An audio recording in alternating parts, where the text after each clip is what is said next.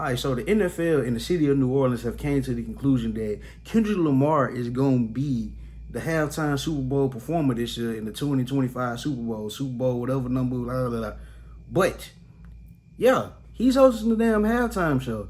And it's just kind of, I don't know, as far as like this whole victory lap and shit that he's on right now, it's just crazy because like during the beef he didn't say much, after the beef he still hasn't said nothing. Like, just go and look at his tweets. Like, that's the part that really gets me more than anything. Like, legit, this man has tweeted 3 songs, and then the tweet after those three songs came during the beef.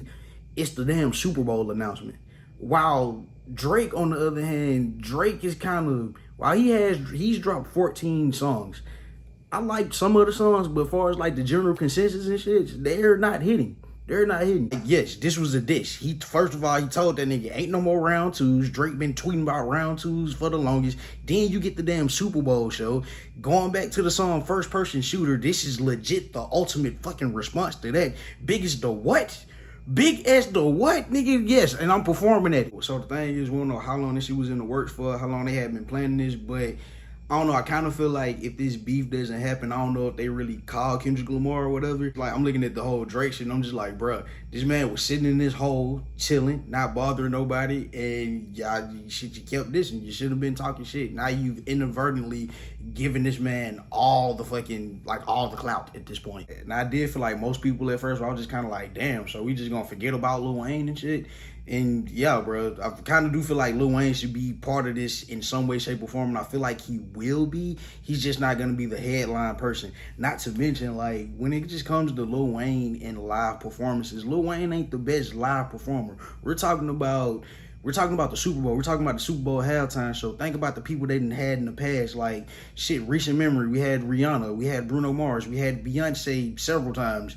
We just had Usher last year. And shit, Kendrick Lamar in 2022. With the Kendrick Lamar junk in 2022, yeah, he was on stage with Dr. Dre, Mary J. Blige, and all of them. But it's like he was the only one that really had choreography. Usher had choreography. Rihanna was pregnant and she had choreography. Bruno Mars had choreography. Beyonce always had choreography. Oh shit, I forgot about The Weeknd. Like, some of these, when you think about the Super Bowl and shit, like a lot of these performances and stuff are geared toward television. And I don't know if Lil Wayne is, especially at this point in time, I don't know if he's capable of doing that. Not to mention he got a bad habit of like forgetting lyrics and shit. So I can only imagine how that would look on a big screen and shit. So yeah, I would have loved to see Lil Wayne headline this, but at the same time, I still feel like he's gonna come out in some way, shape, or form, and like he's gonna perform. They're gonna find a way to make it. I just don't think him headlining this show would have been, yeah, I don't know. It wouldn't have been the right thing. I feel like they made the right choice with who they picked. Now, in terms of musical legends and stuff, like, we already know what New Orleans is. You can't forget about YMCMB, and not to mention No Limit. Like, it'll be great to see these people hit the stage, especially come together, because that was the hip hop that pretty much blew up the New Orleans scenes. And I don't know, a lot of the mainstream ain't really want that type of music and stuff at the time, but that's shit that took over. So yeah, it would be nice to them if they actually do highlight those parts of New Orleans, like especially that musical entity of No Limit and YMCMB. Then as far as like the hate and stuff that Jay-Z's been getting, I get it. Like, I actually get it. Especially, like, if you know the history between Jay-Z and YMCMB, whatever, like, it's always been, like, some underlying junk there, especially between Lil Wayne and Jay-Z. But the thing about it is, like, all right, first off, hella people been tweeting. Nicki Minaj tweeted, Boosie tweeted, and Birdman tweeted. Now, the Birdman tweets, Nicki Minaj was going off on Jay-Z. They got their own thing going on. It's like some Rock Nation shit, and then not to mention it's just Megan Thee Stallion related, if I'm not mistaken. So yeah, but going into Birdman tweets, Birdman pretty much tweeted, he was like, Nicki Minaj, Drake, Lil Wayne, I'm gonna make them respect us and all of that junk. And my thing with Birdman is like, all right, bro, you want to tweet this, but at the same time, let's not forget, you was holding money from Lil Wayne. You owed this man, what, like $100 million? You owed this man like a crazy amount of money. And then not to mention he was going through like different tax problems and all this different stuff. Who helped him out of that situation? It wasn't Birdman, it was Jay-Z.